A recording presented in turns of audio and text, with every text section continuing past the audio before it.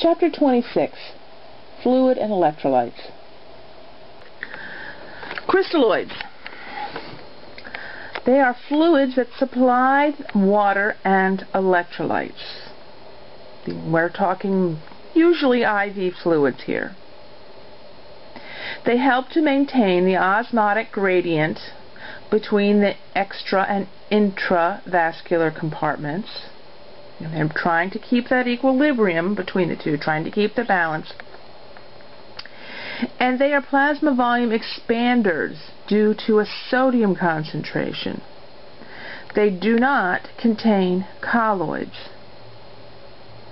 So the fluid that's getting pulled into the vessels is because the body sees there's too much salt in the blood vessels. These crystalloids contain fluids and electrolytes that are normally found in the body. They're better for treating dehydration rather than just expanding the plasma volume.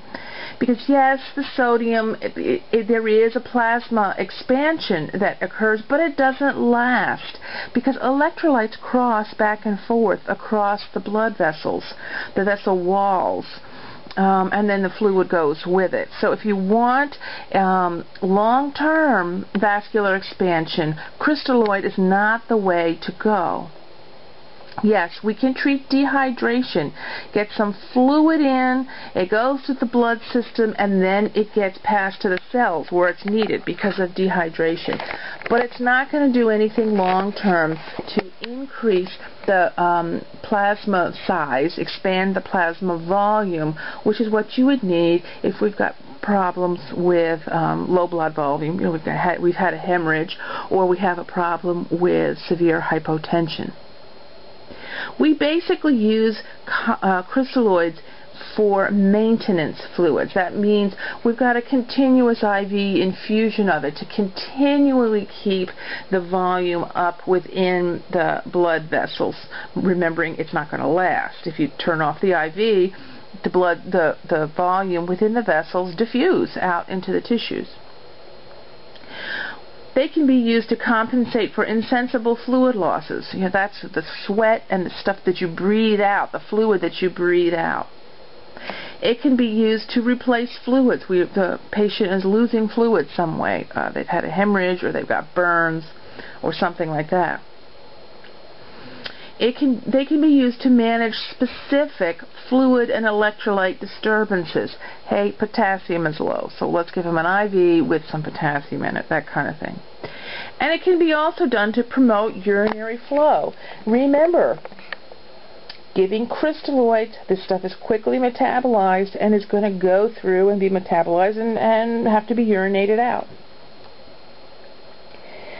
Common crystalloids are normal saline, which is 0.9% sodium chloride. That's important to remember. Half normal saline, which is 0.45 sodium chloride.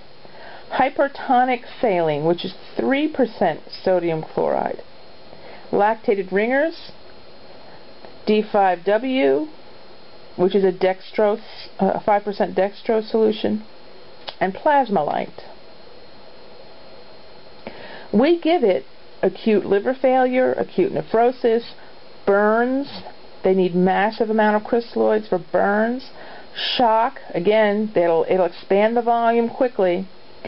Renal dialysis, and there's many other reasons that we use crystalloids. What are the adverse effects? Well, remember, I have said that these fluids, crystalloid fluids, don't stay in the blood vessel. They get diffused out into the tissues, so we may end up with a problem with edema, especially peripheral edema or pulmonary edema. Which one of those two do you think is the biggest immediate problem, the biggest acute, serious problem? These may dilute plasma proteins, thereby reducing the osmotic pressure. Okay, we're giving these because we're concerned that there's not enough volume Well, we give lots of this and we dilute the colloid-oncotic pressure.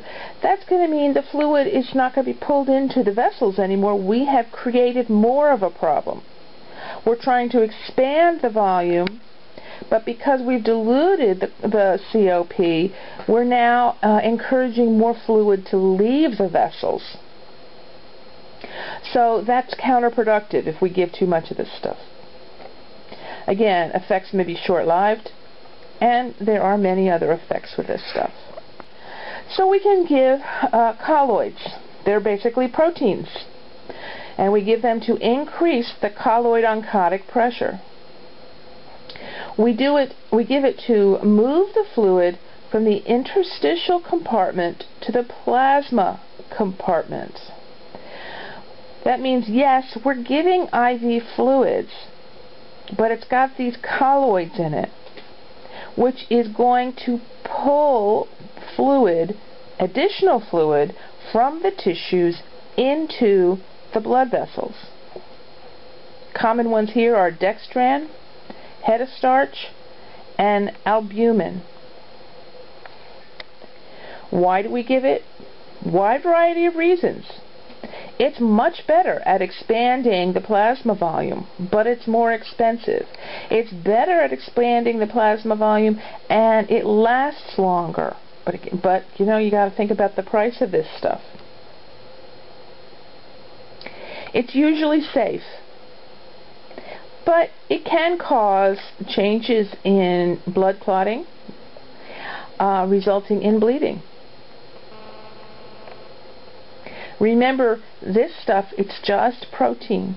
It doesn't do anything about making the blood capable of carrying more oxygen or clotting blood. None of that stuff is in here. If we're worried about blood clotting or oxygen carrying capacity, then we're looking at blood products. These are oxygen carrying resuscitation fluids. Only class of fluids that are capable of carrying oxygen. So they can pick it up, take it to the tissues. They also will increase the plasma volume because they don't encourage fluid to be diffused. They encourage fluid to stay within the vascular structure.